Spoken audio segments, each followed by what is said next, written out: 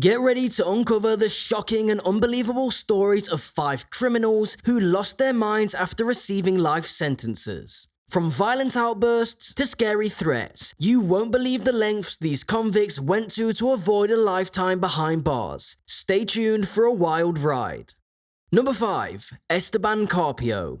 But what's more surprising is not the crime itself, but the reaction of the Carpio family when he got life in prison without parole. Instead of accepting the verdict, his family was seen yelling and crying about the brutality of the police. This also raises a lot of questions about the family's involvement and their mindset.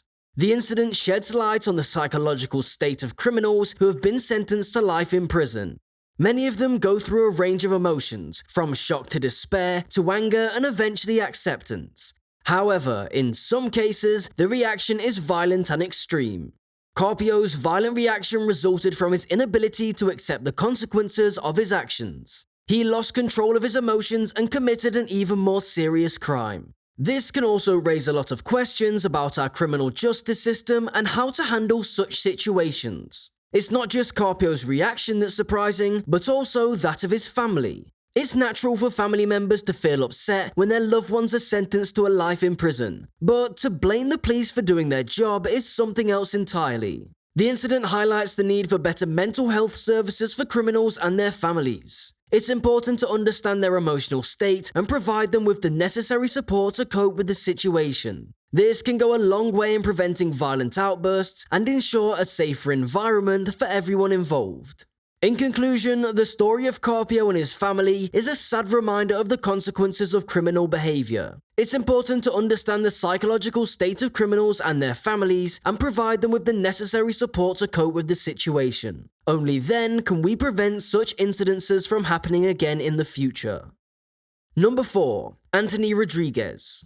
The story of Anthony Rodriguez is a horrifying tale of sexual assault and injustice. He had just turned 18 and was on trial for kidnapping, robbing, and sexually assaulting a 25-year-old woman in Martin Luther King Jr. Park. According to statements, Anthony was quiet during most of the trial, but that soon changed when the judge sentenced him to 25 years to life in prison. With tears in his eyes, Anthony yelled profanity and called the ruling unfair. He had to be forced to sit down, and he and both his family were not happy with the outcome of the trial. His mother even went as far as saying that he did not deserve life in prison and something was wrong with him to get such a harsh punishment. But what's more disturbing is the fact that Anthony was not the first person to be arrested for the same crime. Mike Zarate Jacobo was previously arrested on suspicion of rape and stayed in downtown jail for 35 days until a DNA test cleared him. The same DNA test linked Anthony Rodriguez to the crime. This incident raises a lot of questions about the criminal justice system and its ability to provide justice to victims of sexual assault. It's alarming that it took so long to identify the actual perpetrator of the crime, and that an innocent man had to spend 35 days in jail for a crime he didn't commit. Anthony's violent reaction to the verdict also highlights the importance of providing support and counseling to criminals who have been sentenced to long prison terms. It's not uncommon for people to lose control of their emotions and lash out when they are faced with a long sentence, but it's important to ensure that they receive the necessary support to cope with the situation. In the end, the story of Anthony Rodriguez is a tragic reminder of the horrors of sexual assault and the flaws in the criminal justice system. It's important to provide justice to the victims of such crimes and ensure that innocent people are not punished for crimes they didn't commit. It's also crucial to provide support and counseling to criminals to ensure they can cope with the consequences of their actions. Number 3. Jaleel Smith Riley. It was a scene right out of a courtroom drama. Jaleel, a young man with a troubled past, faced life in prison without any hopes of parole in 2016. He had committed a heinous crime, shooting and killing Portia Brooks and severely injuring her boyfriend during a robbery. The details of the crime were chilling.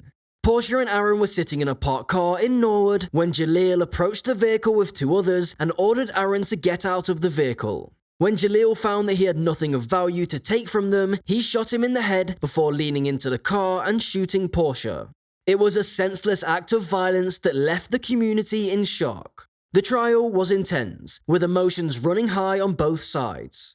Portia's family spoke to the court, sharing their grief and pain at the loss of their loved ones. Jaleel, meanwhile, had to convince the court that he deserved leniency. He started to cry in court, saying that he just wanted to come home one day. His attorney stepped in, saying that Jaleel felt genuine remorse and thought about what he did every single day. But it was not enough.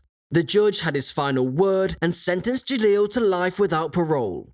As soon as those words were heard by him, Jaleel fell to the floor crying. The case of Jaleel highlights the devastating impact that crime can have on both the victims and the perpetrators. It's a reminder that our actions have consequences and that we must take responsibility for our actions.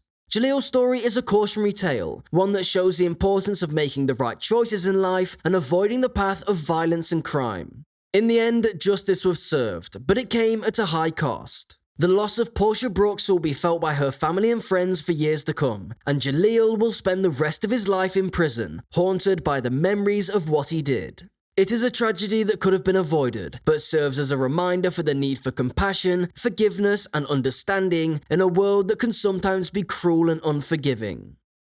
Number 2. Dante Wright. The courtroom was silent as the judge read out the sentence. Dante Wright, a 17-year-old convicted of murdering 18-year-old Jordan Clee, sat in his chair with a smile on his face. It was a shocking display of emotion, given the severity of the crime and the lengthy prison sentence he was about to receive.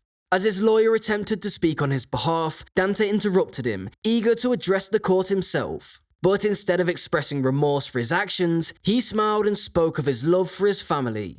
It was a strange moment, one that left the courtroom feeling uneasy.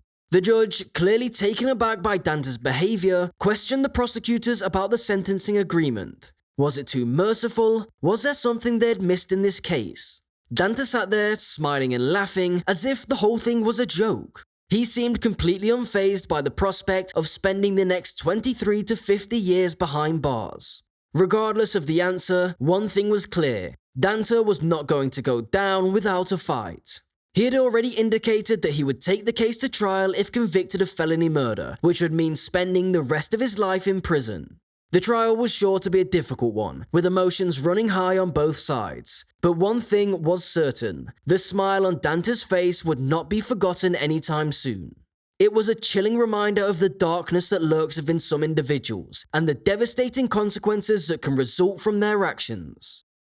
Number 1. Manson Bryant.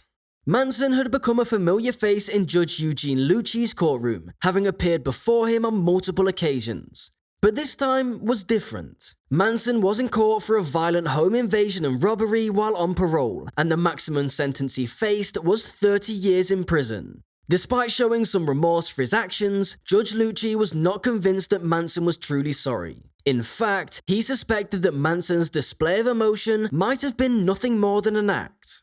The judge recounted Manson's previous outbursts in court and warned him to behave himself. But as soon as the sentence was read out, Manson lost his temper and began to swear at the judge. Judge Lucci had had enough. He added an extra 6 years to Manson's sentence, bringing the total to 28 years. Manson was forcibly removed from the courtroom, still shouting and cursing. It was a shocking display of defiance, and one that left many wondering what would become of Manson. Would he continue to act out in prison, or would he finally learn to take responsibility for his actions? Only time would tell, but one thing was certain: Judge Lucci would not tolerate such behavior in his courtroom. He had shown that he was willing to take a strong stance against those who showed disrespect for the law and the justice system. And Manson, for his part, had learned a painful lesson about the consequences of his actions.